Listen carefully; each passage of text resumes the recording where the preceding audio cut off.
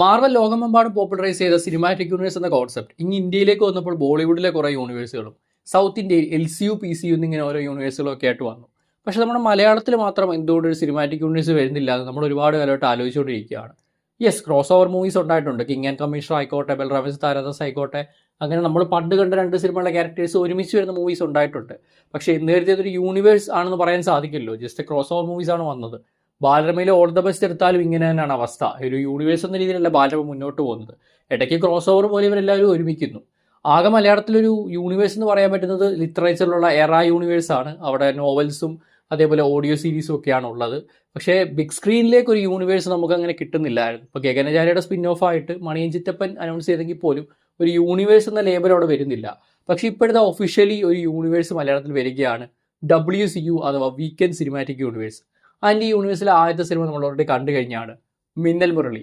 രണ്ടാം സിനിമയായ ഡിറ്റക്റ്റീവ് ജ്വലൻ്റെ അനൗൺസ്മെൻറ്റോട് കൂടിയാണ് ഇതൊരു യൂണിവേഴ്സ് ആണെന്ന് ഇപ്പോൾ കൺഫേം ആയിരിക്കുന്നത്. വിക്രത്തിനും ലിയോയ്ക്കുമൊക്കെ ലോകേഷ് ഇറക്കിയതുപോലെ ഒരു ടൈറ്റിൽ ടീസർ ഇപ്പോഴത്തെ ഡിറ്റക്റ്റീവ് ജ്വലിന് റിലീസ് ആയിട്ടുണ്ട്. ഇതിലൂടെ തന്നെ യൂണിവേഴ്സൽ കണക്ഷൻസ് അടക്കം ഒരുപാട് ക്ലൂസ് ആൻഡ് കാര്യങ്ങൾ നമുക്ക് കിട്ടുന്നുണ്ട്. അപ്പോൾ ഇന്നത്തെ വീഡിയോ നമ്മൾ ഡിസ്കസ് ചെയ്യാൻ പോകുന്നത് ഈ ഒരു ടൈറ്റിൽ ടീസറിൻ്റെ ഒരു ചെറിയ ബ്രേക്ക് ഡൗണും അതേപോലെ തന്നെ ഈ യൂണിവേഴ്സിനെ സെറ്റ് ചെയ്തിട്ടുള്ള കോമിക്സും മറ്റ് കണ്ടന്റുകളും ഏതൊക്കെയാണെന്നാണ്.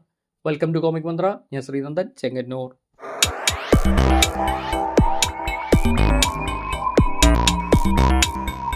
ടൈറ്റിൽ ക്യാരക്ടർ റോളായി ഡിറ്റക്റ്റീവ് ഉജ്വലനായി വരുന്നത് ധ്യാൻ ശ്രീനിവാസനാണ്.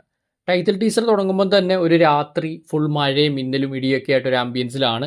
സോ ഒരു 90s വൈബാണ് നമുക്ക് ഓവറോൾ ആ ഒരു ലൊക്കേഷനിൽ നിന്ന് കിട്ടുന്നത്. സോ ഇത്രയും കാലം കുറേ ലുട്ടിലൊടുക്ക് കേസുകളൊക്കെ നടത്തിക്കൊണ്ട് പോരുന്ന ഒരാളായിരുന്നു ഡിറ്റക്റ്റീവ് ഉജ്വലൻ. അത് കാരണം നാട്ടുകാരത്തുനിന്ന് കുറേ പ്രശ്നങ്ങളും ആട്ടുന്നുപ്പോൾ കിട്ടിയിട്ടുണ്ട്. പക്ഷേ ഇപ്പം പുള്ളിക്ക് ഒരു സിരപ്പാണ് തരമാണ് കേസ് കിട്ടിയിരിക്കുകയാണ്.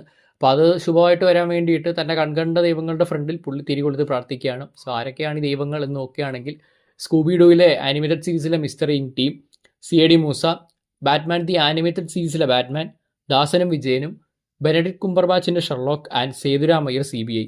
ഇതിൽ ശ്രദ്ധിക്കേണ്ട കുറച്ച് കാര്യങ്ങളെന്ന് വെച്ചാൽ ഒന്ന് സ്കൂബിഡു ആണ്. സ്കൂബിഡു നമ്മൾ കുറേ പേരൊക്കെ ലൈവ് ആക്ഷൻ ആയിരിക്കും ആദ്യം കണ്ടിട്ടുണ്ടാവുക. പക്ഷേ സ്കൂബിഡു ഒറിജിനലി ആനിമേറ്റഡ് സീരീസ് ആണ്. ആനിമേറ്റഡ് സിനിമകൾ ഇഷ്ടം പോലെ ഉണ്ട്. ഇപ്പോഴും സീരീസുകൾ ഇറങ്ങിക്കൊണ്ടിരിക്കുകയാണ്. സ്കൂബിഡു എന്ന ഫ്രാഞ്ചൈസ് സംബന്ധിച്ചിടത്തോളം ആനിമേഷൻ തന്നെയാണ് അവിടെ സുപ്പീരിയർ. അതുകൊണ്ട് തന്നെ അവർ ആ ഒരു ചോയ്സ് എടുത്തിട്ടുണ്ട്. അതേപോലെ ബാറ്റ്മാൻ ദി ആനിമേറ്റഡ് സീരീസ് ആണ് അതിലും കൂടുതൽ ശ്രദ്ധിക്കേണ്ടത്. കാരണം ബാറ്റ്മാൻ എന്ന് പറയുമ്പോൾ എല്ലാവരും പോപ്പുലർ ആയതുകൊണ്ട് ഡാർക്ക് നൈറ്റ് ട്രിലജിയിലെ ക്രിസ്ത്യൻ ബെയിലിൻ്റെ ബാറ്റ്മാൻ, അല്ലെങ്കിൽ ഇപ്പോൾ റീസെൻ്റ്ലി വന്ന പാറ്റിൻസൻ്റെ ബാറ്റ്മാൻ, അതൊക്കെ ആയിരിക്കും യൂഷ്വലി റെഫറൻസ് ആയിട്ട് കൊണ്ടുവരിക. പക്ഷേ ഇവിടെ ആനിമേറ്റഡ് സീരീസിലെ ബാറ്റ്മാനെ കൊണ്ടുവരുന്നതിലൂടെ ആ ഒരു സീരീസിലെ ബാറ്റ്മാൻ എന്ന ഡിറ്റക്റ്റീവിന് എത്രമാത്രം ഇമ്പോർട്ടൻസ് ഉണ്ടെന്ന് നിങ്ങൾക്ക് എല്ലാവർക്കും അറിയാം. സോ പോപ്പ് കൾച്ചറിനെ പറ്റി അത്യാവശ്യം നല്ല അറിവുള്ള ഡയറക്ടേഴ്സാണ് ചെയ്യുന്നത്, കാര്യത്തിൽ സംശയമില്ല. ഇന്ദ്രനീൽ ഗോപികൃഷ്ണൻ, രാഹുൽ ജി, ഈ രണ്ട് യങ് ഡയറക്ടേഴ്സാണ് ഇത് ചെയ്യുന്നത്. ഇവരുടെ ഡെബ്യൂട്ട് വർക്കാണ്. സോ നമ്മളെയൊക്കെ പോലെ തന്നെ പോപ്പ് കൾച്ചർ ഇഷ്ടപ്പെടുന്ന ഒരു സെറ്റ് ഡയറക്ടേഴ്സാണ്. അതുകൊണ്ട് തന്നെ ഈ പടത്തിൽ കുറച്ച് പ്രതീക്ഷ വെക്കാം. ഇവിടെ ശ്രദ്ധിക്കേണ്ട ഒരു ഫാക്ടർ, ആ പോസ്റ്റേഴ്സിൽ ബെനഡിക്ട് കുംബർബാച്ചിൻ്റെ ഷെർലക്കാണ്. ആ സീരീസ് സ്റ്റാർട്ട് ചെയ്തത് 2010-ലാണ്. ഞാൻ നേരത്തെ പറഞ്ഞു 90s വൈബാണ് നമുക്ക് ഓവറോൾ കിട്ടിയത്. മാത്രമല്ല മിന്നൽ മുരളി ഏകദേശം 90s സെറ്റ് ചെയ്തൊരു കഥയായിരുന്നു. അപ്പോൾ ആ ഒരു യൂണിവേഴ്സ് എന്ന് പറയുമ്പോഴത്തേക്കും നമ്മൾ 90s കഥ തന്നെയാണ് എക്സ്പെക്ട് ചെയ്യുക. പക്ഷേ ഇവിടെ വരുമ്പോൾ ഷെർലക്ക് 2010 വെർഷനാണ്. ആൻഡ് സേതുരാമയ്യർ എടുത്താലും പഴയ സേതുരാമയ്യർ അല്ല, പോസ്റ്റ് 2000s വന്നിട്ടുണ്ടായിരുന്ന ഒരു സേതുരാമയ്യറാണ്. അപ്പോൾ ഷെർലക്ക് എന്തായാലും ഒരു മിസ്റ്റേക്കായിട്ട് വെക്കുമെന്ന് എനിക്ക് തോന്നുന്നില്ല. ഞാൻ നേരത്തെ പറഞ്ഞല്ലോ, ബാറ്റ്മാൻ ടാസ്ക് അത്രയും പെർഫെക്റ്റ് ആയിട്ട് പ്ലേസ് ചെയ്തുകൊണ്ട് തന്നെ പോപ്പ് കൾച്ചറിനെ പറ്റി അത്യാവശ്യം അറിവുള്ളവരുടെ ഡയറക്ടേഴ്സ് നമുക്ക് മനസ്സിലായി. സോ ഇതൊരു മിസ്റ്റേക്ക് ആയിരിക്കില്ല ഈ ഷെർലക്കിനെ വെച്ചത്. കാലഘട്ടം ഒരുപക്ഷെ 2010 മറ്റോ ആകാനുള്ള സാധ്യതകളുണ്ട്. മാത്രമല്ല ഒരിക്കലും കാലഘട്ടത്തിൽ സ്പെസിഫൈ ചെയ്യുന്നില്ല. നമുക്ക് ഓവറോൾ പുള്ളി വാക്മാനൊക്കെ വെച്ച് നടക്കുന്നു. ആ ഒരു ഒബ്ജക്ട്സ് ഒക്കെ നോക്കിക്കഴിഞ്ഞാലും മൊത്തത്തിൽ 90s വൈബാണ്. മേ ബി ധ്യാൻ 90s നടന്ന ഒരു സംഭവത്തിൻ്റെ കേസ് ഇങ്ങിപ്പുറം 2010s ഒക്കെ അന്വേഷിക്കുന്ന ആവാം. എന്താകും ടൈം ലൈൻ എന്നൊക്കെ നമുക്ക് ഇനി അടുത്തൊരു ട്രെയിലർ വന്നാലും മനസ്സിലാവും. അങ്ങനെ ഉജ്വലൻ കേസ് സോൾവ് ആക്കാൻ വേണ്ടി ഇറങ്ങുന്നു. ആൻഡ് പുള്ളി ഒരു വാക്ക്മാനിൽ പാട്ട് കേട്ടുകൊണ്ടാണ് കേസ് സോൾവ് ചെയ്യുന്നത്. അപ്പം ഒരു ശ്രദ്ധിക്കേണ്ട കാര്യം, ഈ വാക്ക്മാനിൽ കേൾക്കുന്ന പാട്ടായിട്ടാണ് BGM ഇട്ടേക്കുന്നത്. പുള്ളി ലാസ്റ്റിൽ ആ ഇയർഫോൺ ഊരുമ്പോഴത്തേക്കും ആ ഒരു BGM ഫേഡ് ആവുന്ന കാണാം. നാഷണലിൻ്റെ വാക്ക്മാനാണ് എന്നാണ് കണ്ടിട്ട് മനസ്സിലായത്. പിന്നെ അറിയാമല്ലോ, ഒരു സ്ഥിരം ഡിറ്റക്റ്റീവ് ചെയ്യുന്ന പോലെ തന്നെ കുറേ കുറിപ്പുകളും എല്ലാം കൂടെ ചേർത്ത് വെച്ചിട്ട് ത്രെഡ്സ് വെച്ച് കണക്ട് ചെയ്യുന്നു. ആ ഒരു ത്രെഡ്സ് കണക്ട് ചെയ്യുന്നതിൻ്റെ ഇടയിൽ കൂടെ തന്നെ ക്രെഡിറ്റ്സ് കാണിച്ചു പോകുന്നത് അത്യാവശ്യം നല്ലൊരു ബ്രില്യൻറ്റ് വേ തന്നെയായിരുന്നു. അങ്ങനെ എല്ലാ ത്രെഡ്സും സെറ്റാക്കി വെച്ചിട്ട് ധ്യാൻ റൂമിലിരിക്കുന്ന ഒരാളോട് ചോദിക്കുന്നത് എങ്ങനെയുണ്ടെന്ന്. അപ്പോഴാണ് നമ്മൾ മനസ്സിലാക്കുന്നത് ധ്യാൻ്റെ ആ റൂം രണ്ടായിട്ട് ഡിവൈഡ് ചെയ്തിരിക്കുകയാണ്. ഒരു സൈഡിൽ നമ്മൾ ഇത്ര നേരം കണ്ട ആ ഒരു ഓറഞ്ച് ലൈറ്റിങ് 90s വൈബ്, മറ്റേ സൈഡിൽ ഫുൾ ബ്ലൂ ലൈറ്റിങ്, അതേപോലെ അവിടെ ട്യൂബ് ലൈറ്റ് ഒക്കെ കടന്നു വരുന്നുണ്ട്. വേറെയും കുറച്ച് മോഡേൺ ആയിട്ടുള്ളൊരു സെറ്റപ്പാണെന്ന് പറയാം. ആൻഡ് അവിടെ ഒരു സൈക്കോ കില്ലറിനെ പോലെ ഒരാൾ ഇരിക്കുന്നു, തലയിൽ ചാക്കൊക്കെ ഇട്ട്. എനിക്ക് പെട്ടെന്ന് റൊഷാക്കിലെ ആസിഫ് അലിയുടെ ക്യാരക്ടറിനെ ഓർമ്മ വന്നു. ഒരുപാട് പേര് പറയുന്നത് കേട്ടത് റൊഷാക്ക് ക്രോസ് ഓവർ ആണോ എന്നൊക്കെ. പിന്നെ ഈ ഒരു ക്യാരക്ടർ ആരാണ് എന്നുള്ളതൊരു വലിയ ചോദ്യമാണ്. ഓക്കെ, കുറേ പേര് പറയുന്നത് ധ്യാൻ്റെ ആൾട്ടർ ഈഗോയാണ്, ധ്യാൻ കേസ് സോൾവ് ചെയ്യുന്നത് ഇങ്ങനെയാണ്. ഈ ഒരു ആൾട്ടർ ഈഗോ പുള്ളിയുടെ സൈഡിലുണ്ട്. അത് ആ ഒരു ആൾട്ടർ ഈഗോ ആയിട്ട് സംസാരിക്കുന്ന പോലെ സങ്കല്പിച്ചിട്ട് പുള്ളി കേസ് സോൾവ് ചെയ്യുന്നു. അല്ല, ഇത് ശരിക്കും ഒരു ക്രിമിനലാണ്, ഈ പഴയ കേസുമായിട്ട് ബന്ധപ്പെട്ടതാണ്, അങ്ങനെ പുള്ളിയായിട്ട് കണക്ട് ചെയ്തതാണ്, അങ്ങനെ കുറേ തിയറീസ് വരുന്നുണ്ട്. ആരാണിതെന്ന് ഒരു വഴിയില്ല. ആ മാസ്ക് മാറ്റുന്നുമില്ല.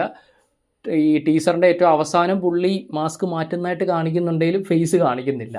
ഒരുപക്ഷെ ആൾട്ടർ ഈഗോ തന്നെ ആവാനുള്ള ചാൻസ് ഉണ്ട്. എനിക്ക് പേഴ്സണലി അതാണ് കുറച്ചുകൂടെ താല്പര്യം. ഒരു സൈക്കോ കില്ലർ ഒന്ന് ഹെൽപ്പ് ചെയ്യുന്നതിനെക്കാട്ടിലും ആൾട്ടർ ഈഗോ ആയിട്ട് ഈ ഒരു സൈഡ് കുറച്ചുകൂടെ ഒരു ഡാർക്കർ സൈഡ് ഉണ്ടെങ്കിൽ ഫ്യൂച്ചർ മൂവീസിലാണെങ്കിലും ഇതിനെ യൂട്ടിലൈസ് ചെയ്യാൻ സാധിക്കും. ഡു നോട്ട് ക്രോസ് പോലീസിൽ എന്ന് പറയുന്നത് നമ്മൾ സ്ഥിരം കണ്ടിട്ടുള്ള ഒരു മഞ്ഞ ടേപ്പ് വെച്ചിട്ടാണ് ഈ റൂം രണ്ടായിട്ട് ഡിവൈഡ് ചെയ്യുന്നത്. അതിൻ്റെ ഒത്ത് നടക്കുന്ന ഒരു ടേബിളും ഉണ്ട്.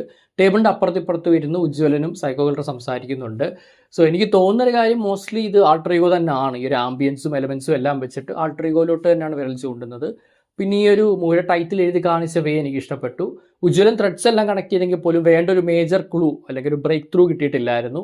അപ്പോൾ എങ്ങനെയുണ്ടെന്ന് ചോദിക്കുമ്പോഴത്തേക്കും ഈ കില്ലർ അവിടെ ഇരിക്കുന്ന ആ ഒരു ചുറ്റിക എടുത്ത് എറിയുന്നു. സോ ചുറ്റിക ടേബിളിൽ കാണിക്കുമ്പം തന്നെ ഫുൾ ചോരയെ കാണിക്കുന്നുണ്ട്. ഈ ചുറ്റിക ചെന്ന് വീണെടുത്ത് ആ ഒരു ഉജ്ജ്വലന് വേണ്ട ക്ലൂ അല്ലെങ്കിൽ ആ ബ്രേക്ക് ത്രൂ കിട്ടുന്നുണ്ട്. അതെന്താണെന്ന് നമ്മളെ കാണിക്കുന്നില്ല. അപ്പോൾ ആ ചുറ്റികയിൽ വരുന്ന ചോരയെന്നാണ് ഡിറ്റക്റ്റീവ് ഉജ്ജ്വലൻ എന്നൊരു ടൈറ്റിൽ ഉണ്ടാകുന്നതായിട്ട് കാണിക്കുന്നത്. അതൊരു നല്ലൊരു ക്രിയേറ്റീവ് ആയിരുന്നു. പക്ഷേ ഞാൻ ശ്രദ്ധിച്ചൊരു കാര്യം, ആ ഡിറ്റക്റ്റീവ് ഉജ്ജ്വലൻ ടൈറ്റിൻ്റെ മോളിൽ കൂടെയും B3 എന്ന് പറഞ്ഞൊരു നോട്ട് കാണാം. അതിൻ്റെ അപ്പുറത്തിപ്പുറത്തോട്ട് B2 എന്നൊക്കെ പറഞ്ഞ കുറേ നോട്ട് ഉണ്ടെങ്കിലും കറക്റ്റ് B3 എന്ന നോട്ട് തന്നെ ഈ ഉജ്ജ്വലൻ്റെ മോളിൽ കൂടി ഇങ്ങനെ പറക്കുന്നത് കാണാം. സോ പടത്തിലും മേ ബി എന്തെങ്കിലും ഒരു ഇമ്പോർട്ടൻസ് ഉള്ള ഒരു വേർഡിങ് ആയിരിക്കാം B3.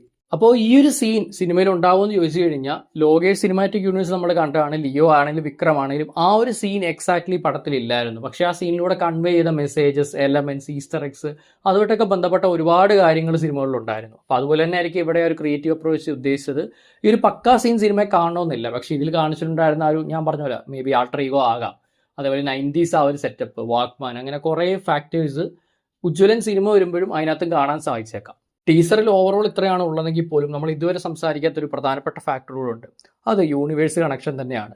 ധ്യാൻ്റെ ക്യാരക്ടർ നടന്നു പോകുമ്പോൾ ജസ്റ്റ് ബാക്കിൽ നമുക്കൊരു മാപ്പ് കാണാം. ഒരു ജില്ലയുടെ മാപ്പൊക്കെ പോലെയാണ് എനിക്ക് തോന്നിയത്. അതിലൊരു സൈഡിൽ നമുക്ക് കുറുക്കമൂലയെന്ന് കാണാം. കുറുക്കമൂല മിന്നൽ മുരളിയുടെ ഗ്രാമമെന്ന് എല്ലാവർക്കും അറിയാവുന്ന കാര്യമാണല്ലോ. സോ അങ്ങനെ ആദ്യമായിട്ട് യൂണിവേഴ്സിൻ്റെ ഒരു കണക്ഷൻ, ഒരു ഈസ്റ്റർ എഗ്ഗായിട്ട് നമുക്ക് കിട്ടുന്നത് ആ മാപ്പിലൂടെയാണ്. അപ്പോൾ ഈ ബേസിൽ സിനിമാറ്റിക് യൂണിവേഴ്സ് കുറേ പേർക്ക് കൺഫ്യൂഷൻ ഉണ്ടാക്കിയിട്ടുള്ള കാര്യമാണ്. സോ ബേസിൽ ജോസഫ് 3 സിനിമയാണ് ഡയറക്റ്റ് ചെയ്തത്: കുഞ്ഞിരാമായണം, ഗോദ, മിന്നൽ മുരളി.